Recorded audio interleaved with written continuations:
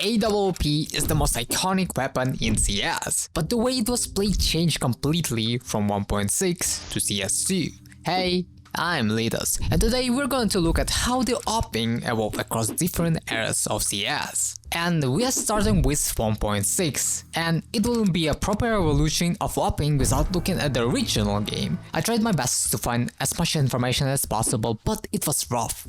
A lot of details, especially about AWPing, just aren't that well documented. Still, I watched demos from one of the best AWPers in 1.6 and asked former players like Hidden, Get Right, Forest and Nothing, and actually I came to conclusion that the first thing I want to say is the obvious one, that the AWP in 1.6 was much harder to master. And back then, games in general, including CS, were often harder in their own way. Honestly, if you pick the AWP for the first time today in CS2, you'll probably learn it much faster. In 1.6, it was the opposite. Even with all knowledge you have today, mastering that weapon would still be much harder. Actually, let's talk about the game itself. CS 1.6 was dynamic and aggressive, and the game relied heavily on raw skill. It demanded strong mechanics from everyone. Sure, utility was used back then, but compared to later versions of CS, it played a smaller role. So most situations relied on mechanical abilities. And that's one of the reasons why the active AWPing works so well in that kind of environment.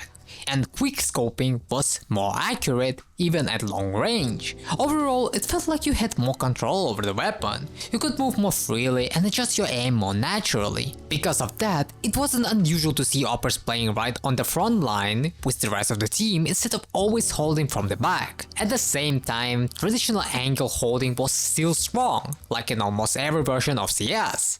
Except CS2 of the pixel advantage. In general, a lot of AWPers use the weapon in a very active way, jumping around with it, moving with it almost like a rifle. The difference was that instead of having 30 bullets, they had only one shot, but a deadly one. Now, talking about the AWPers themselves, the notable names in chronological order were Johnny R, K Sharp, Kogu, Fraud, Vale, and Luke. They helped define what AWPing looked like in 1.6. If I went in detail about each of them, this video would become way too long. But there's one name I haven't mentioned yet, the player many people consider the best AWPer in 1.6, and that is Markelov.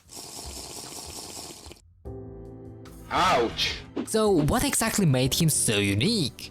I asked pro players about him and they told me that he was always in the flow state and always hella consistent, hitting everything, making smart decisions. Like Getfry told me, Markelov wasn't necessarily aggressive all the time, he just knew exactly when to do it. He was more a passive-aggressive AWPer, where when it was needed to be aggressive, he was aggressive. But he also were a player that was like holding angles a lot, and he did punish a lot of people because he understood that a lot of people are very aggressive in that way. But that was not the only thing that made him so special. While other AWPers were already flashy, reactive and aggressive, Markelov felt like the one who took the best quality from all great AWPers before him and combined them into one player. Everyone said he hit both the easy shots and the hard shots consistently, and on top of that, he was the real pain in the play against because of how he kept repeating and killing everybody. Since I speak Ukrainian, I decided to ask Danny about him, one of the Markel's former teammates from Navi 1.6. I don't have clip of that cause he turned off his saved broadcast, but you should trust me on that. He said that only Zeus, the captain of Navi, knew how to utilize Markelov. And you know what? I even asked him and got a funny answer. Привет, брат. Маркелов? На что тебе отвечать по поводу Маркелова, брат? Я не знаю. Просто сильно играл. Попадался в ВП очень сильно. I mean, Sarah said that the internal environment and the team made him the best AWP at that time.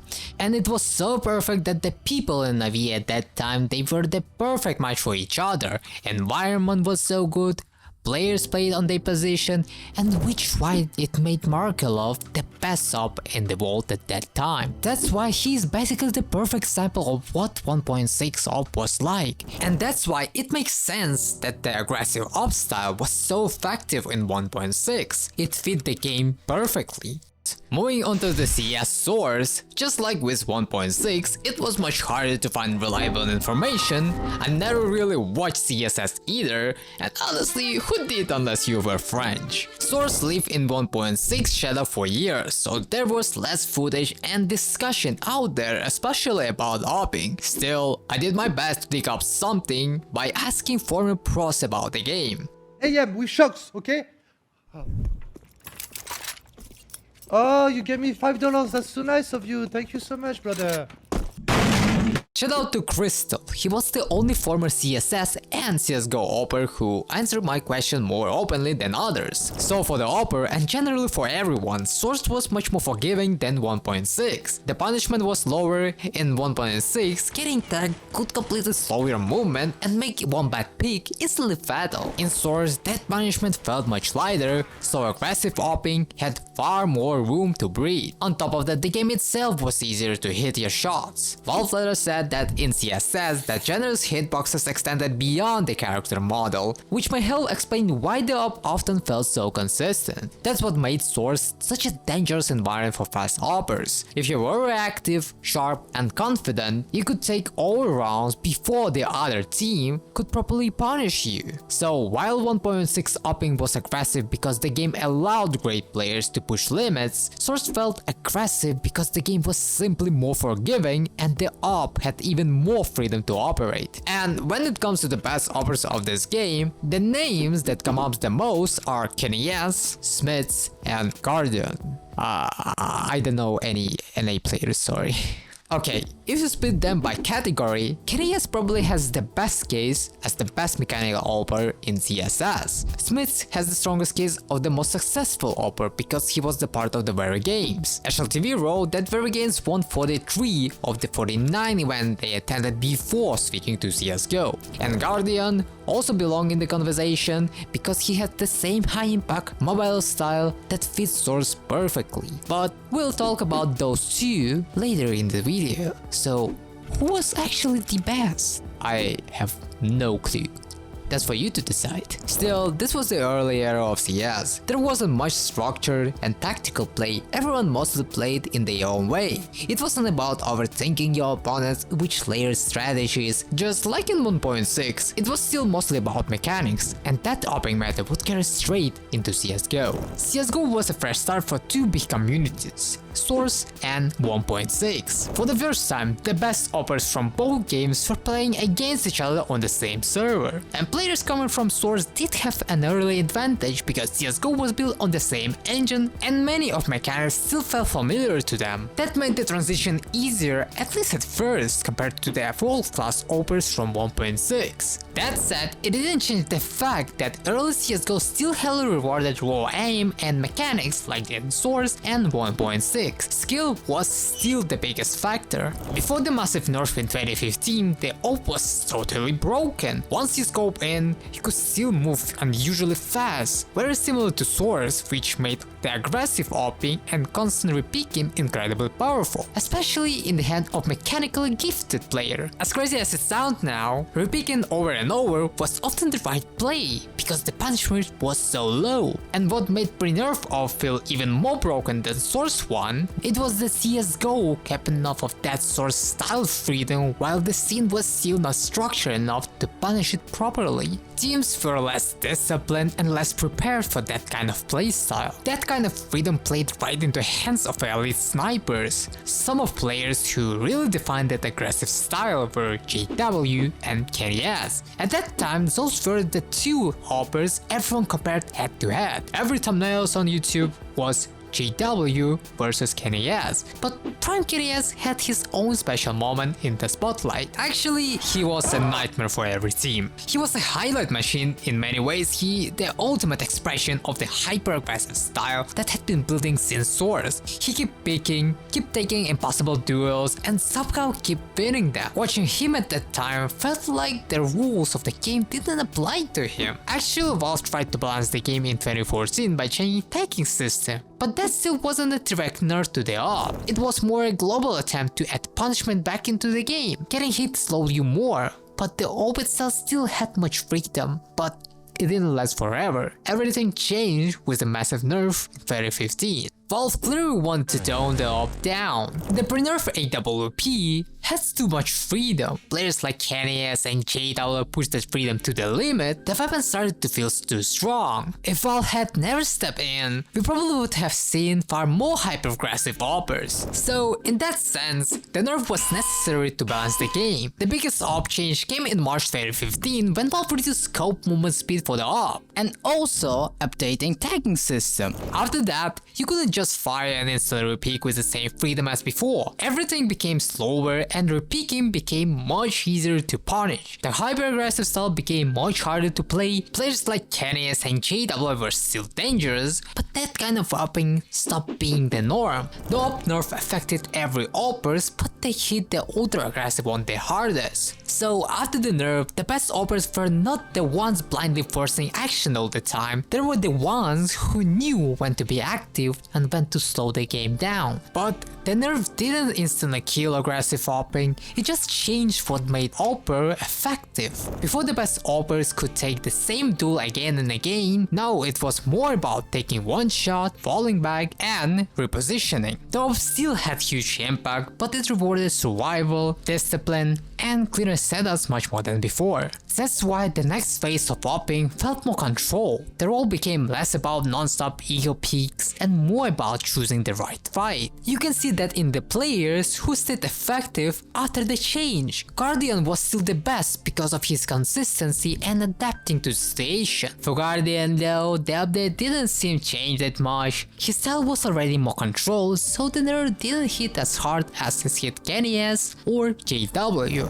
In fact, it helped push the game more in his direction, and around that time he was the best AWPer in the world. And then you had players like Fallen, who represented the middle ground between the old and new style of AWPing. He could still be explosive, but his game was much more controlled. Like my friend told me, Fallen was a mix of KNS mechanical skills and Guardian's brain. He was someone who always chose his positioning wisely and knew exactly when to play aggressively in his advantage. He was the first ever ideal AWPer who was the second best player in the world, and he might remain the only one. So the AWP stopped being solo carry weapon and became more about being smart. As the game were getting bigger, team also became far better at using utility and punishing reckless picks. But during this era, one team changed not only the AWP, but its environment. Astralis didn't single-handedly invent chess like CS, they helped change CS into a more in-depth structured game and push grenade usage and teamplay to new heights. And yes, the AWP became part of that system. On Astralis' famous nuke with win streak 37-0, HLTV described the device as a flexible with the AWP. Moving depending on the setup, the AWP wasn't just there to force hero plays, it was one piece inside a system. Astralis changed the game by making top level CS more methodical, structured and detail heavy, and inside that system, the AWP stopped being just a weapon for star players to freestyle with. They changed what the role meant. With the device, it became part of the system. Yeah, he was still a superstar player, but Astralis didn't build the game around him in the usual way. A very nice extra detail in preparation, HLTV points out that the device was very studious and even used heatmap data to target Fallen. That shows you that Astralis stopping was not only about mechanics or passive positioning, but also about research, habits and knowing where the opponent would be.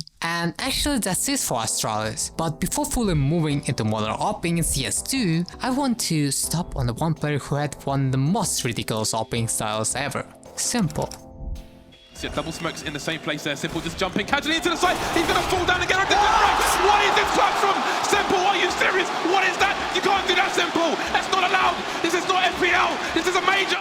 The game moved toward more measured and methodical AWPing, but Simple felt different. He carried that aggressive tradition forward and evolved into something complete. A style that could still open rounds and change the game even in a more structured era. Simple Soft felt special because it was both aggressive and flexible. He used that AWP to take initiative. Everyone described him as the most unpredictable player in the scene. That unpredictability also showed up when he chose to fight. He wasn't only a player player who held angles and waited for mistakes, but also he could suddenly take first contact, change tempo, or even appear in different role entirely. And the scary part was that it wasn't just a random, his aggression still had control behind it. That is why playing against Simple felt so uncomfortable. You were not just trying to beat his mechanics, you were trying to read a player who could change the shape of the round before you were ready. It was special because it had more range than almost any other AWP style. In the interviews in 2018, Simple said Navi setup gave him freedom everywhere, that he practiced positioning with both AWP and rifles. That tells you his AWPing came from a player who wanted option and initiative, not just static sniper duels. But what about ZywOo? ZywOo is unbelievable, of course, I love him so much, but his AWP often feels like the perfect reading of the round, and you actually can see these traits in other elite AWPers like calm, efficient, precise, always finding the right moment. Simple just felt different. He was the playmaker, explosive and always trying to shape the round by himself. Another reason Simple's AWP feels so important is that the entire new generation grew up watching it. Monsi was inspired by him, Dexter called him his biggest influence, Wonderful idolized him, he influenced the generation, and that's why I felt like he deserved his own category. So moving on to the modern AWPing, the AWP had already been nerfed before CS2. In late 2022, Valve went even further by reducing ammo from 10 to 5 bullets, making every AWP shot matter even more. The goal was actually clear, make aggressive AWPing harder to abuse and force players to choose their moments more carefully.